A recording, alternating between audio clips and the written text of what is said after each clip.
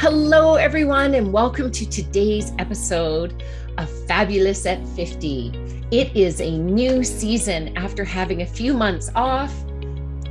I had a little bit of a fight with my gallbladder and it won, and we parted ways. And then I was away, and I needed a little bit of time to recharge and recommit to everything I'm doing around Fabulous. And so I'm so excited to be back and bringing you information and topics that I find, and I hope you do too, inspirational and educational, and most importantly, empowering.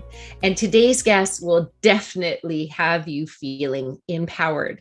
She walks a journey that all too many women walk these days, and she has done it with grace. I will not say grace and ease, because this is not an easy journey, but she has done it with grace, and she truly is an inspiration. She's a dear friend and a colleague, and I welcome to today's show, Nola Peacock. Welcome, Nola. Thank you, Joanne. I'm so excited to be here. I am too. It feels so good to be back and sitting by the microphone and talking to incredible people. And you, of course, being one of them. I know that you and I, our lives have wound back and forth, and our paths have crossed at different times. And we have so many synchronicities and commonalities, which we'll get into as well. But before we go too far, I just want to let the guests that are listening know that all of your official bio will be in the show notes. And if somebody right off the bat is like, oh my God, I love this woman, even before I hear her speak, I want to be in touch with her, how would somebody reach out to you? They could go to my website, which is nolapeacockcoaching.com. Excellent. Excellent. Well, fantastic. So first of all, thank you so much for being a guest in the Fab Club membership. So a couple of weeks ago, right now we're in October of 2021, and a couple of weeks ago, in honor of breast cancer awareness, and Fab at 50 has been focusing on breast health in all of our events this month, you came on and you shared your very heartfelt story. And I just want to thank you so much for doing that. Thank you for the opportunity to share. Mm-hmm. So if anyone if you're not yet a Fab Club member and you want to hear sort of that in-depth story, then by all means become a Fab Club member, and you can go into the membership site and you can hear. But today what we decided is that there were so many things we want to carry on the conversation about. And I want to kick it off just with one of my favorite questions is, what do you think shifted in your life when you entered your 50s? Like there was quite a big shift that you went through. Can you share with us kind of what happened for you? Well, I think one of the biggest things is not worrying so much about what other people thought, right? Not worried about that judgment. And I just remember like being so excited about turning 50, and it's just been a great time where I could just finally be who I am authentically, and just have felt like a little more freedom, right? Not worrying about Man, I hear that so often. Mm-hmm. That is the most common answer. It really is quite fascinating that some of the other worries just drop away. It's like fantastic. Now, it doesn't mean we don't face challenges and adversities, because I know that is what happened to you. Can you share a little bit about your journey? Sure. Well, 3 years ago, I was diagnosed with breast cancer. And at first they thought it was just a small lump and, wasn't going to be a big deal, but it turned out that wasn't the case. And so I wound up going through 3 different surgeries and chemo and radiation. And as you said, not an easy journey, not a fun journey. And yet I learned so much. I just realized how resilient, right, we can be when we have to be. And now being able to share the knowledge and wisdom that I gained is huge. It is. And I'm going to bring up that initial diagnosis, because I know you were telling me at one point, just those words, you have cancer, literally, can be paralyzing in that moment. And if people haven't read your bio yet, you were a former pediatric oncology nurse. Mhm. So cancer was something that you knew about from being on the bedside, but being the one sitting in the bed, how did that strike you, that initial diagnosis? Well, hearing those words, like, and I was so convinced that, I was going to go in and hear that everything was fine. In fact, I had dinner reservations to celebrate afterwards. Wow. So, when I heard those words, you have cancer, it was just, and I think my first thought started to go, down the rabbit hole, like, oh my goodness, am I going to die? And even, as a nurse, knowing that cancer is not a death sentence, that was where I went, right? You hear those So words, common. and what are my kids going to do? And, how am I going to tell people? And, yeah, I mean, has it metastasized, right? I mean, know so much as a nurse, right? And, in that part where I'd heard so many of the parents and the kids talking about how, they only heard a tiny bit of what their doctor said, right? And I'm like, oh yeah, now I get that, because, I mean, it was just this cancer. And then my mind just went, all of these things. And, trying to focus on what she was saying, because I went by myself. As I said, I was just convinced that I wasn't going to have cancer. Oh, I didn't know And that you were by yourself when you got the first. Oh, that is I so tough. was. And, yeah. And, so, no one else to take notes. So I knew that, okay, well, I got to listen, like, what's next? What am I going to have to go through? And even making choices, because the surgeon that she, normally liked to refer to was away. And Mm, so she said, like, do you want to wait for him, or do you want to be referred to the breast clinic and get who you get?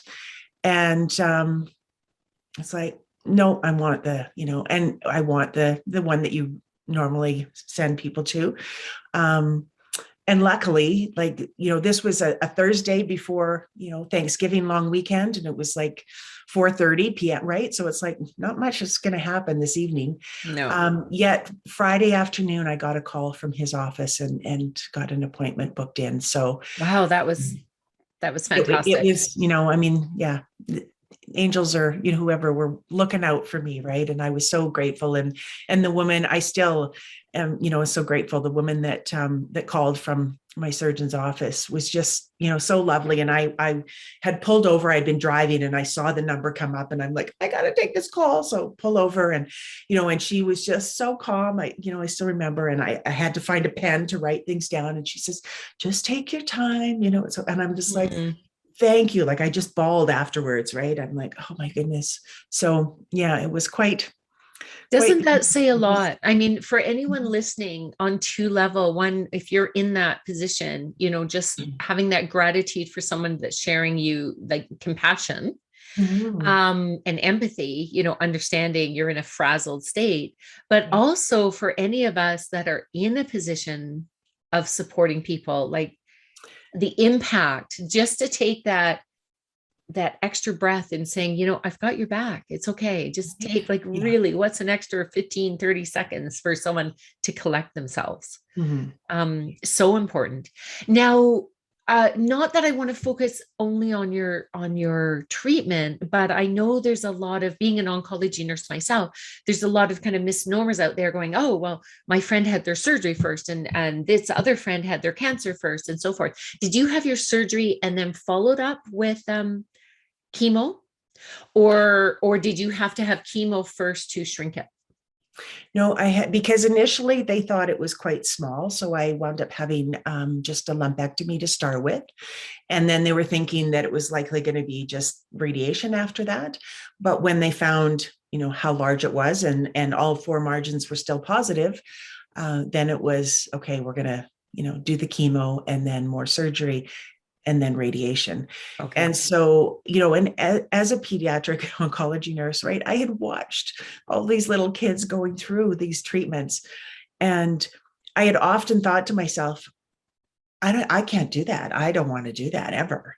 Yeah. And so, right. I mean, Daunting. it took a while before I kind of, decided, okay, this is what I'm going to do. And my son sat down with me and he said, Mom, you have to do everything. And yeah, so I decided, I mean, as I said, like all of those things, going through my mind and am I going to die? And it was just like, no, like I have things to do. I'm not done living. So yeah, I have I to have a do mission. absolutely everything, right? I mean, holistic stuff and more traditional things. And just I'm going to do everything that I can so that I can continue living and do the things that I'm here to do. So Mhm. I want to pick up on that. And this is one of the things that I really admired about you as well is, I mean, with treatments, there's, kind of, as we say, the traditional or the medical model, which many people just go to and others poo poo. And then there's alternative, which means instead of, and they go just completely the other way. Mhm. What I love about your journey and what's in alignment with what I believe is I'm very much a both and. I believe we've been gifted this knowledge, this ability to develop this knowledge. And statistics still show that we are getting incredible results from the medical model. I mean, I became an oncology nurse over 30 years ago. And what I see now compared to then, like even in the clinic I've been working at, the outpatient clinic over the last 6, 7 years, there has been so many changes. There is constantly new medications and so forth coming out. But you and I both know that there can also, as much as there's miracles going on, there's a gap in the system, Mhm. right?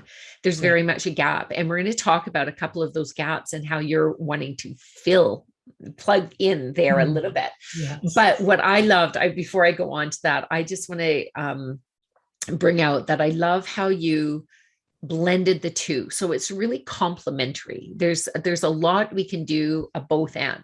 So you went through what we know is tried and true and have really high success rates, and some people have chemo first and that shrinks it so that it can be removed. Some people have a smaller lump and they get it removed and then they follow it up with chemo as a catch-any of the renegade cells and radiation, etc.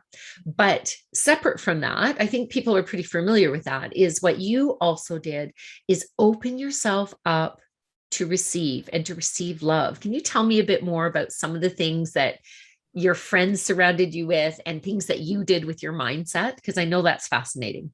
Right. Well, I've worked with children around mindset for many years. And so, as I was deciding, okay, how am I going to, move through this?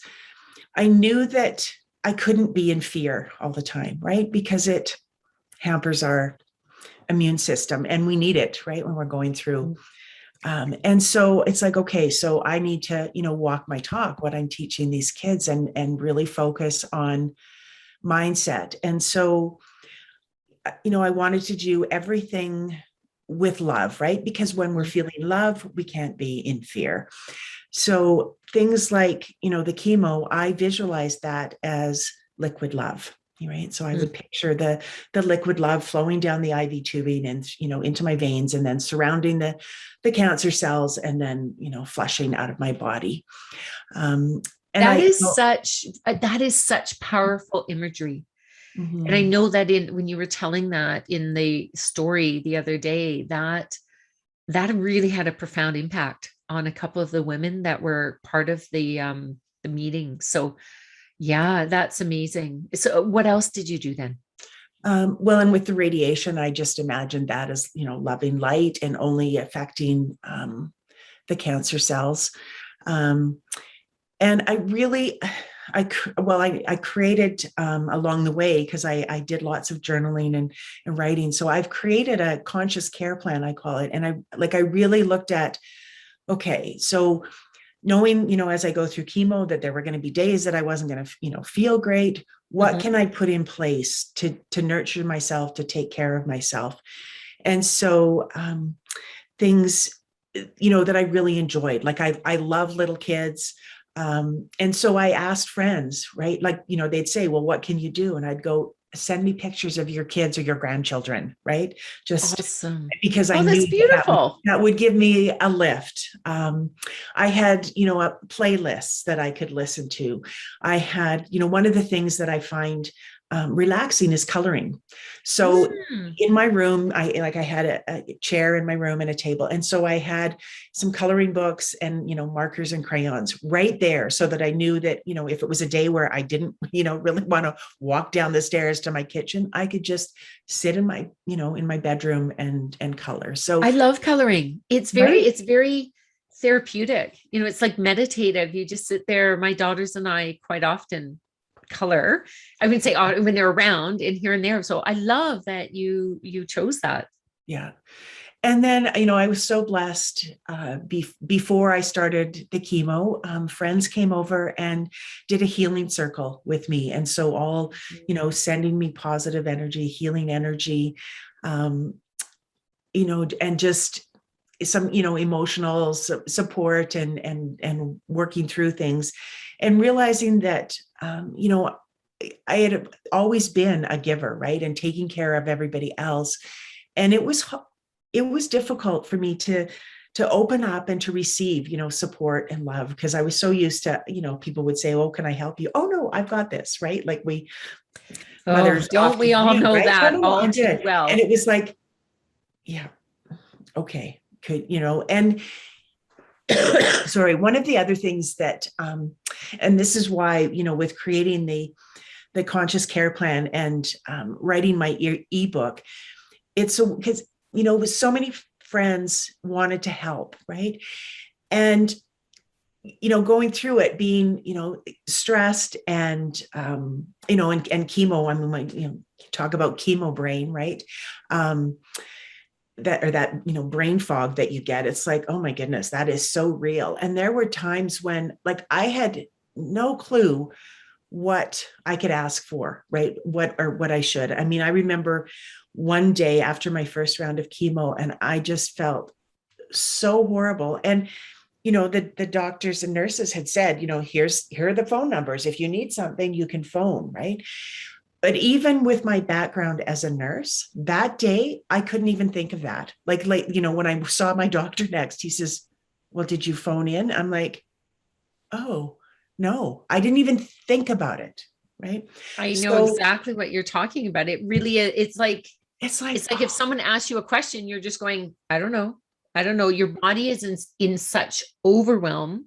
So yes, did you create this conscious care plan like as a ahead of time so that you could refer to it when your brain wasn't functioning quite yeah, right? Is that amazing? yes. But also too, that it was like, okay, so there are going to be days when I'm not going to think of something. So it was like the next round of chemo, I had a friend and she, texted me and to check in on me. And then it was like, okay, have you, right? Because I mean, that day I had a lot of stomach pain and and I just ached everywhere. And I mean, because of the stomach, I didn't want to even take Tylenol or anything. So I was, doing it without Oh, any, any extra support. So it was like, okay, well, like, have you tried Tylenol? Have you, and I had essential oils to help with pain. Have you tried that? Have you tried some ice chips, right? Like simple things to me as a nurse that, I would have to anybody else said, well, have you tried this, this, and this? But, that day I could not think of it. So having a friend being able to text me and say, well, have you tried this? Have you mhm. phoned, right? And so that really helped. So, it's those kind of things because I know friends, so if you know somebody going through it and you need ideas on what you can do to support them. I mean, that's, some of the things in this book because Yeah. Tell me about the book. Like, can somebody get their hands on it? yes, it's a free download and then they can fill out things either online or they can print it off and write things in. So it's called 22 Ways to Lift Your Heart and Spirit While Aw. Navigating the Cancer Journey. But I mean, you could, print it off and sit down with someone and help them fill it out. So it's So you things. don't have to necessarily be going through cancer yourself. You could do it for a loved one and get these ideas on Yeah. how to do it. And do they go to your website for that? Yes. Can Yeah. you It's just on say there. your And website again? it's NolaPeacockCoaching.com. Perfect. Perfect. Yeah. So I love all these ideas. I know that when I'm with patients, quite often I'll be saying, when I can tell somebody is that staunch, I do it themselves, and they're, and hard to receive. Mhm. I always get people that go, flip your thoughts. And I think you did this, is that you're such a giver. Mhm. But if one of your dear friends was going through this and they were saying, no, I don't need your help, we sort of, as people that love that other person, feel a bit rejected, kind of like, well, what can I do? Yes. And it's Right. better to actually assign something, write a list of things. So I was talking to somebody the other day and I just said, if you're too tired to vacuum, if a girlfriend says, what can I do? Say, can you come over and make me a cup of tea and vacuum my living room? Just give them one room to do. And Right. they will feel so much better, and you will feel so much better. It sounds simple, but this can apply to any illness, any journey, any grief journey at all.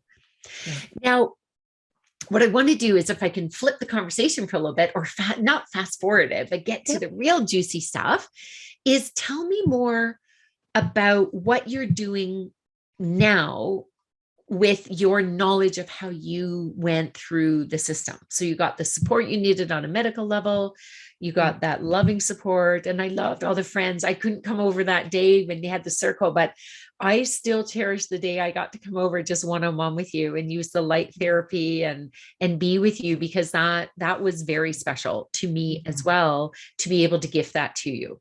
Yeah. And thank you for being open to that. But Mm. tell me now more, sort of the continuing story, what's going on. Okay. Well, one of the first things is I'm offering a support circle. I call it the Conscious Care Circle. And it's 2 calls a month, and they're recorded. So, people, as you're going through it, you can join, or you can go into the membership site and get all kinds of, information and tips and, things to help to make the journey a little bit easier.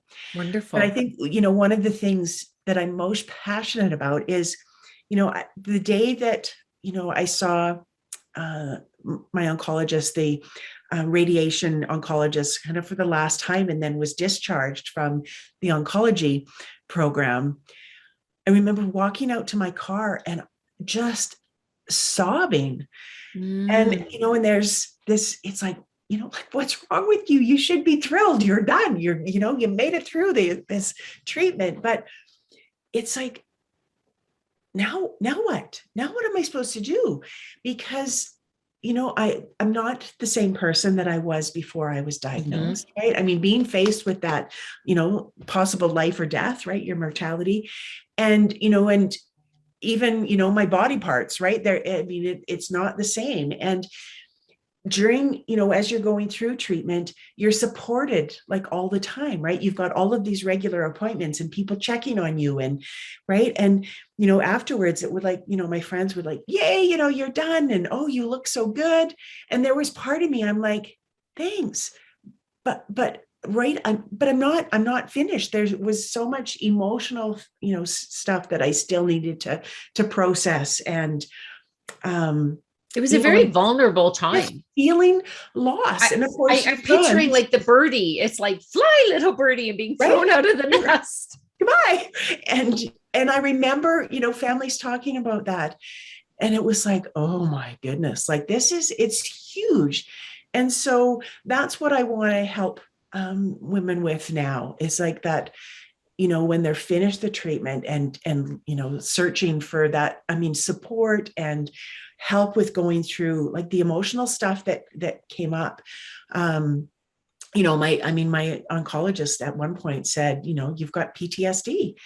It's, you've gone through all of this trauma, and then, right. And you just plow through because you have to, but then it catches up, right. And you Mhm. have to work through it, and like, like, what did I just go through?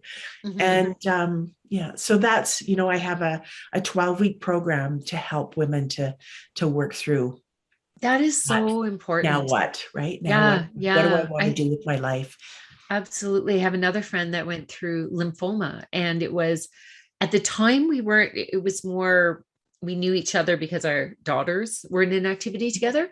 But I remember it was probably getting close to a year after. Yeah. And I said to her, at one point I found us just the two of us. And I said, how are you doing now? And she was kind of like almost taken aback. And she goes, you're the first one. Nobody ever asked me that anymore. They just assume that on the physical, I'm fine. But she goes, I'm still not, like maybe it wasn't quite the year, but she goes, it's a little challenging because everyone expects you to be totally back to normal. And you're not really. It can take a year. I had a different girlfriend that thought she would never ride a bike again after all of this, because what went on in her brain. But 3 years after completion, she rode a bike again. And I'm not saying, and then she started taking up doing marathons. And it was just, I just want it to be that people know, like, it can be a little daunting going, oh my God, it's taking me a year or 3 years. But that's not really the message. The message is wherever you're at, if you're feeling like crap, it will get better. It can get better. Right? Mm-hmm. Yeah. And with programs like what you have, that is a real jumpstart. So if someone goes to your website, they'll be able to get all that information and sign up for that program. And then they're led through that. So true. Yes. Yeah. What great resources. That, the other thing is just wanting to live full out, right? Like, it's like, I don't want to go back to, like before I was diagnosed, I would sit at my computer and work, right? Working from home. And it's like, there's no sort of set hours, right? And I could be sitting at my computer at 10:30 at night, easily, and weekends or whatever, it didn't matter. I would just, doing I love doing it, but, it's like, I don't want to go back to doing that. It's like, I want to make sure that, I'm having fun and doing all the things that I really, truly want to do. And that, that's the other part of helping women to, do that. Like, what is it in your heart that's calling you that you want to do? It's like that second lease on life. And this is a roadmap to help you know how to, it's like saying, I'm going on a road trip. It's going to be wonderful. I can go wherever I want. But where and how do I get started? There needs to be some preparation. And it's always wise to consult people that have walked that journey. Even if you decide to take a different path, it's maybe nice to follow someone in a certain direction, is what I would say. Yeah. Now, we're not fully done, but we're getting close to our time being up. And I want to hear from you 3 pearls of wisdom, if you do, like, out of all the things that you did, what are some action steps people can take right now to either help themselves or a loved one that they're supporting? Well, I think the first one would be to download my ebook. I would agree. Right. Simple and it's free. One of the things that is so important is nurturing, right? Yes. Yourself or your loved one, right? Making sure that you're helping to support them as they go through it. And so there, are places to create that list, because, as I said, when you're going through it and you've got this brain fog, it's like, I don't know what I want, right? And so having it written down, and especially if you are supporting someone going through it, it would be so helpful to sit down with someone and help them go through it. Because that was the other thing. I thought, I need somebody to just help me sort out my thoughts, because I was just all over the place. And so if somebody had sat down with me with a book and sort of asked me specific questions, I think, oh, that would have been so wonderful. So yeah, so doing that would be the first step. I love that one. Yeah, great. What else might you recommend? Well, the next step is looking for evidence, right? And again, there are places that you can write down things in the book, or even having a journal, but, look for the things that are going well, right? And, noticing those little miracles, like, as I, talked about earlier, that the woman that called me from the doctor's office, the surgeon's office, and just, kind of like, I've got you, right? It was just like, oh. So remembering those little things, right? Or at it's first, that gratitude. I know you to be a person filled with such gratitude. And in honor of, like, October, at least in Canada, that is our Thanksgiving. And so our second theme for Fab this month was gratitude, and you embody both, right? So, and that's so important, because at any given time in our lives, there's like, let's be frank, there's probably something shitty going on. And there's also something beautiful. And we get to choose which one we give more focus to. Mm-hmm. They're Yeah. both going to be there. You got to deal with both, but let's give that. So noticing those little things and focusing. Okay. So that's fantastic. And then number 3 would be to celebrate. I don't think that we sort of celebrate ourselves Yeah. enough generally, right? And Yes. so, you know, whether you're supporting someone going through it or, you know, you are going through a difficult time, it's just finding ways to, you know, to celebrate what you've been through. So, you know, like as I said, I had that healing circle before I started chemo. Partway through, I had a gathering. We did a little dance party. And, you know, afterwards, another party when I went for my mastectomy. And that was in, you know, middle of COVID and stuff. So couldn't get together with my friends. So we had a Zoom party, and I actually had cookies made. And some of them were one breast and some were 2. I love it. And tell me what you called the party. Ta titty party. So, love it. The right, titty made party. everybody laugh. And it was like, okay, like this is, you know, it's hard to go through and I'm losing a breast, and, you know, let's just find ways to, you know, to look at the bright side. So we had some fun with that. When I went through radiation, I actually created, you know, those paper chains, right? And on each one, I wrote an affirmation for myself. And then, so it was a way to count down, right? So each day I would take a chain off and read the affirmation, and then off I would go. Oh, I see. So you made one chain per day, because when people get radiation, they would call it fractions. Here's the total. It's like cutting up a piece of pie and you go a little bit this day, a little bit this day. So 16. It was 16 days. Is common. And so I had 16 chains, 16 affirmations. I've never heard of that. That's a great idea. Yeah. Right. And then, you know, again, to celebrate. And we went for dinner afterwards and with my kids. And so it was having those and things to look forward to. Right. It's like, okay, when I'm halfway, I get to do this. So it just makes it a little bit easier. Not that it's, you know, a pleasant journey, but it helps you navigate it. I love that. So number 1, download the book. I highly recommend. It's like a workbook. Yes. Number 2 is the gratitude. And we know that I do a lot of work around gratitude and with Fab and Fab Health. Just it shifts our body. There's so much science, and we could have a whole nother conversation about that, how it shifts our brain, it shifts our body, it shifts how we can, how we experience pain and how we go through life. So fantastic. And the third one, celebration in whatever way. And I love your actual practical ways, like literally that chain could be used for all sorts of things, right? Like all sorts of things that you could do and use it as a countdown. And that affirmation for that day is something that you focus on. Yeah. Well, you're a true testament on that. This worked for you, and what a blessing to the world you are. Oh, I'm going to get emotional. Thank you. That you have come through this journey, because I've witnessed it. And when someone like yourself goes through a journey that public, and I know that we didn't even touch base on, you had an incredible photographer that came in and actually photographed you before and photographed you during your surgery, not during your surgery, but during your chemo, and shared it. That when you did that, you opened a window to others to not be in fear. You opened a window for us to be able to pour our love into you. And that, you know, it wasn't just your journey. It was a shared journey. And for that, I thank you. And I know that you are going to continue to be an incredible tongue-tied there. You are going to continue to be incredibly inspirational to other women. And more importantly, I think actually empowering. Not just inspirational as, oh, she's amazing, but empowering where they feel they can actually take what you recommend and use that in their own journey. Yeah. So thank you so much for being here today, Nola. Thank you, Joanne. It was such a pleasure.